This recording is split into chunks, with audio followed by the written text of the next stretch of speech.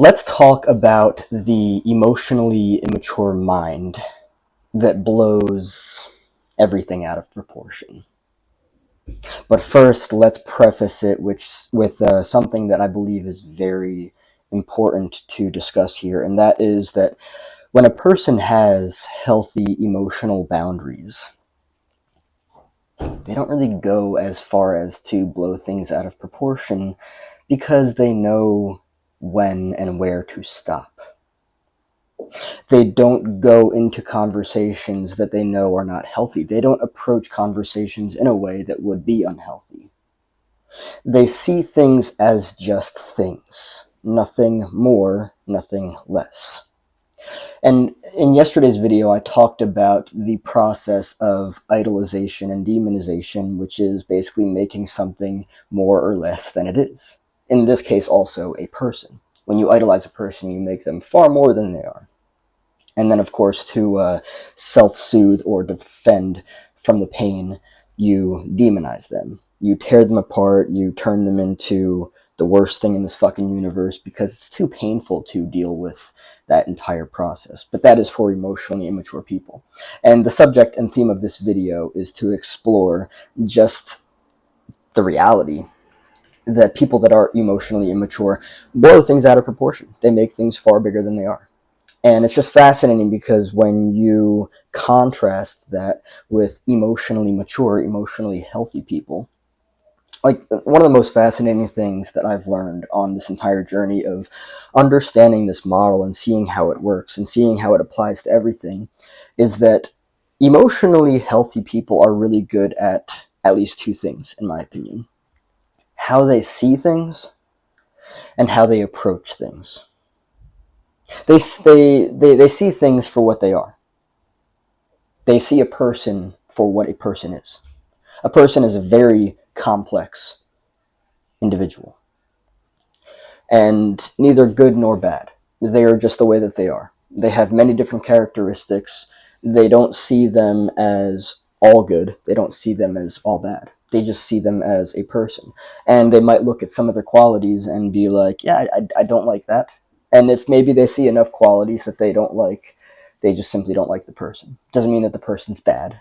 It just means that they don't like the person. They don't disrespect the person because they have healthy emotional boundaries. They just make sure that the person is not a part of their life. Emotionally unhealthy, emotionally immature people, they're quite different, to say the very least.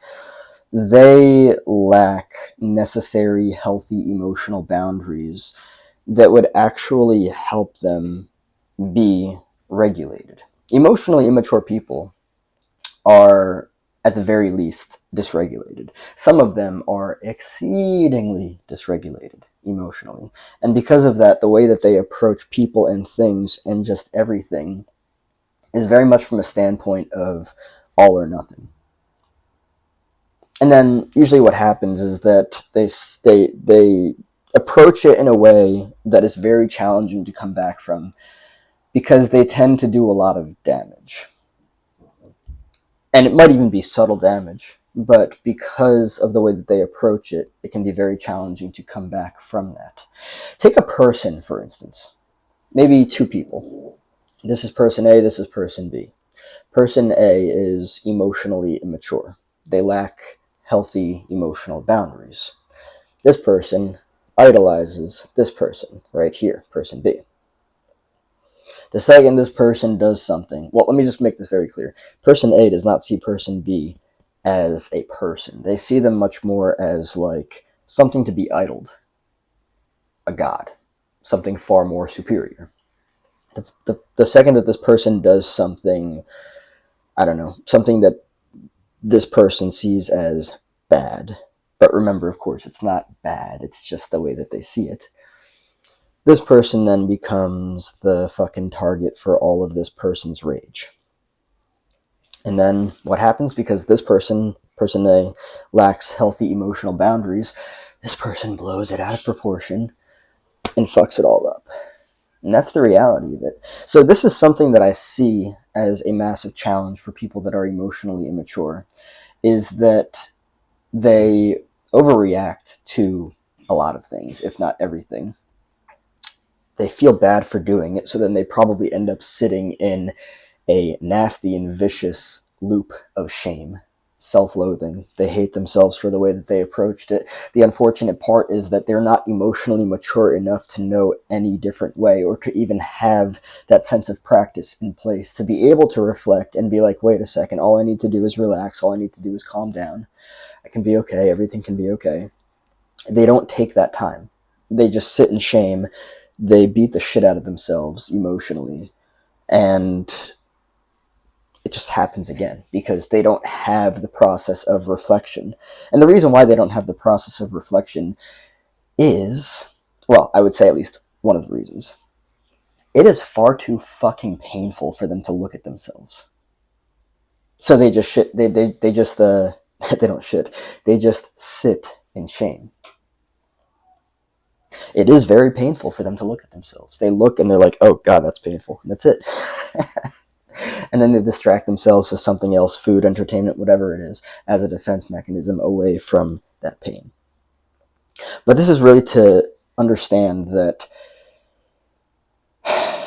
something that emotionally immature people, and I'm genuinely not trying to label or judge anybody, it's just that something that emotionally immature people don't understand about everything is that it's really not that big of a fucking deal.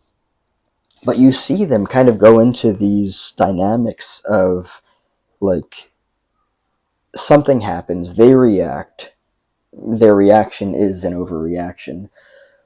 They discover that, even though they don't learn anything from it, usually. They go to reflect to see how they can become better, but because what they see is just shame, because they consider themselves objects of shame, because shame was projected onto them, they can't sit there. It's very hard for them to sit there. It is. The main theme of this video is to really help people understand how emotionally immature people see things and approach things, but also to help people understand that, ew, like, it's not that big of a deal. Like, tone it way the fuck down. The emotional dysregulation is a real fucking thing. Not doing anything about the emotional dysregulation is an unhealthy pattern, but one that seems to persist because the only way that you'd be able to do anything about it is if you were to actually be able to persistently and consistently reflect and look at yourself. But when you do so, you see nothing but fucking shame, and it's really hard to do that. It's really hard to sit with yourself. Well, let me make this very clear. They don't just see shame, they see themselves as like an object of shame. Like, I am shame, I am bad, I deserve to be punished. That's fucking hard to sit with, even though it's not an accurate way of approaching the entire dynamic altogether. People see it that way, and so then they fucking run, and it just ends up being a nasty, unhealthy, vicious loop that never ends. But really the main theme of this video is to just provide insight. Even though your dysregulated nervous system has you overreacting and has you blinded to the reality that shit, it is really not that big of a deal. And if you were to just take a step back, take a breath, and to relax and be like, whoa, everything is actually quite alright. Everyone's just fucking throwing shit at each other. It's okay. But it's very hard to actually see that when you're caught up in the dysregulation. Because shit, let's be real, the dysregulation of the nervous system can be a terrifying fucking ride, oftentimes. And so it's fascinating to, like, look at the reality of the situation and recognize the blown out of proportionness that comes with emotionally immature minds. And again, when I say this, I'm not attempting to judge or label anybody. I'm just seeing it for what it is. When you are emotionally dysregulated, you don't see things for what they are. You don't. You're usually in fight, flight, freeze, fawn, the survival mode dynamics, because there is something in the environment that you don't like, and it's painful, and what you've learned is the survival.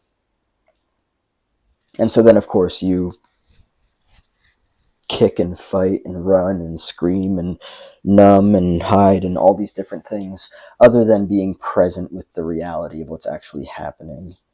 And just recognizing for what it is, the fact that it's really not that big of a fucking deal. One of the things that's really saddening to see, though, is when somebody that is emotionally immature, they're emotionally dysregulated, they blow everything out of proportion. What's really sad to see is when they do actually blow something out of proportion, like maybe even severely, they feel really fucking bad about doing it because they might realize after the matter that they've done so. But it gets even more saddening because, I mean, unless something very serious changes, they just keep doing the same fucking thing over and over again and finding themselves in the same vicious loops of shame and self-loathing. I am the bad object. I am full of shame. I am shame. I am bad. And the reason why they see themselves this way is because they see things in a very black or white way. Either I'm all good or all bad, and I'm definitely not all good, so I must be all bad. And it's really hard to be all bad, so I try to run as far away from all bad as I possibly can. I try to throw the pain at that person. I try to throw the pain at that person. I just try to do whatever I can to get rid of the pain because I cannot sit with the pain. Because it's terrifying to think that I am this object that is all bad. And it's just not accurate. It's really sad that emotionally immature people, emotionally dysregulated people, see things in very extreme ways, and because of that, they react in very extreme ways. You will only ever react the way that you see things. If you see, let's say, for instance, I don't know, something terrible, something very dangerous coming your way, you're going to react accordingly.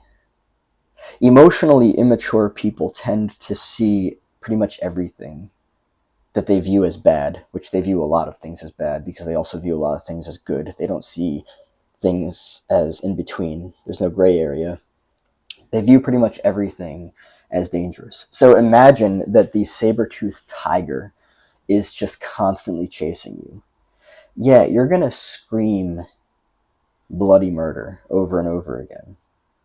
You're going to be the one that cried wolf, even though the wolf is not present, even though the saber-toothed tiger is not actually present. You blow things out of proportion and it fucks everything up because it teaches you to continue blowing everything out of proportion, realizing that it's actually not that big of a deal. When you recognize that pain in and of itself is just pain. Ew. Okay. Let's breathe through that. Let's be present with it. Let's just allow it to be there, not eat our emotions away, not distract with media our emotions away. That was my visual for media. Just kidding. No, really though, this is very necessary to understand. Because when you don't, and you just continue to live this way, it gets really unhealthy. I mean, it's already unhealthy to like blow something out of proportion because you have a disproportionate emotional reaction to it because you're emotionally dysregulated, you're emotionally immature. It's sad. I have a lot of compassion for people there. One of the biggest things, though, here I'll end off with this. One of the biggest things is having healthy emotional boundaries. If you find yourself in a situation with somebody, and this is challenging, of course, but if you find yourself in a situation with somebody where you feel an arousal that is very comfortable, but you know is dysregulation, it's really important to like check in with yourself and to just have a conversation with yourself. Hey, should I engage in this? Hey, this doesn't seem healthy. Listen to your intuition. It's there to really guide you. When people don't have healthy emotional boundaries, they involve themselves in things that are unhealthy. They go further than is necessary. I mean, think about it this way. I'll illustrate this real quick. Here's you. Here's the boundary. Here's everything else. Do you need to push past this boundary and involve yourself in this shitstorm? It's up to you. but just making it very clear that you've probably already experienced it, and there's something to reflect on, there's something to learn about. It's just pain. Not to invalidate anybody, because I understand pain is pain, but it is just pain. It is just pain. It's not up here, and it's not down here. It's right here.